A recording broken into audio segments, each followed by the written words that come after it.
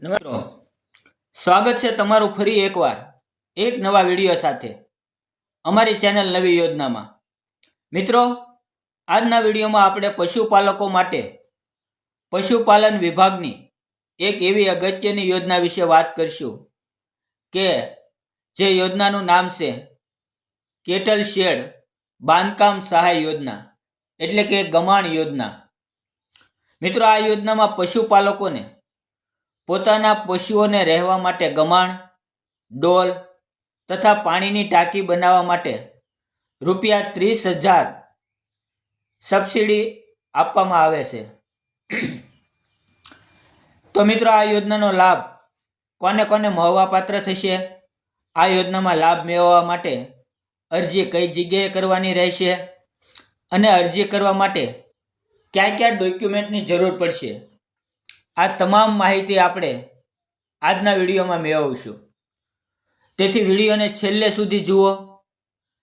અને તે પહેલાં જો મિત્રો તમે અમારી ચેનલમાં નવા હો તો આ ચેનલને સબસ્ક્રાઈબ કરી લેજો, જેથી આવી જ દરેક પશુપાલન અને ખેતીવાડી વિભાગની કોઈ પણ યોજનાઓ વિશેની માહિતી તમને મળતી રહે.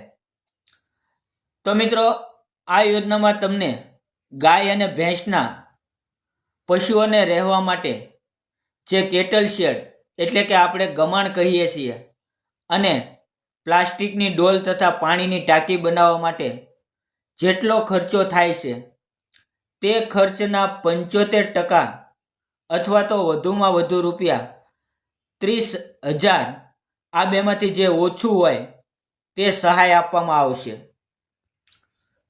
અને મિત્રો, યોજનાની પાત્રતા વિશે વાત કરીએ તો આ યોજનાનો લાભ કોને કોને મળશે? તો આ યોજનાનો લાભ મેળવવા માટે લાભાર્થી પાસે ગાય કે ભેંસના 2 પશુઓ જરૂરી છે. જો તમારી પાસે એક જ ગાય કે ભેંસ હોય તો અરજી કરવી નહીં. ત્યાર પછી મિત્રો, આ યોજનામાં આજીવન એક જ વાર સહાય મળવા પાત્ર થશે. એટલે કે જો તમે આ યોજનામાં અગાઉ લાભ લઈ લીધો હોય તો ફરીથી તમને સહાય મળવા પાત્ર થતી નથી. અને મિત્રો, આ યોજનાનો લાભ ફક્ત અનુસૂચિત જાતિના પશુપાલકો છે તેમને જ મળવા પાત્ર રહેશે.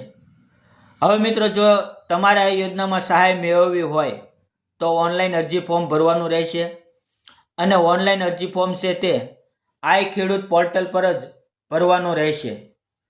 હવે મિત્રો, વર્ષ 2026 માટે ટૂંક જ સમયમાં ફોર્મ શરૂ કરવામાં આવી શકે છે.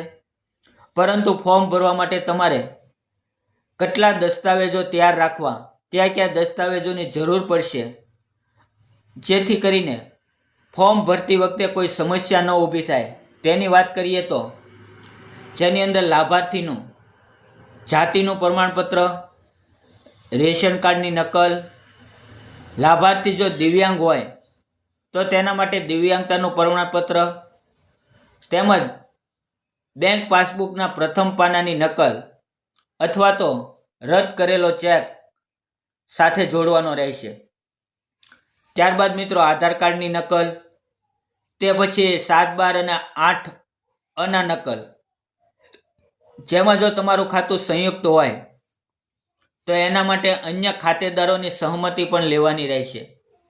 ત્યાર પછી ગ્રામ્ય દૂધ સહકારી મંડળીનો 2 કે તેથી વધુ પશુઓ ધરાવતો હોવાનો દાખલો સાથે રાખવો ખૂબ જ અગત્યનો છે. મિત્રો, આટલા ડોક્યુમેન્ટ તમારે અરજી પ્રિન્ટ સાથે જોડીને તમારા તાલુકામાં આવેલી પશુપાલન વિભાગની કચેરીમાં નિયમિત સમય મર્યાદાની અંદર જમા કરાવવાના રહેશે.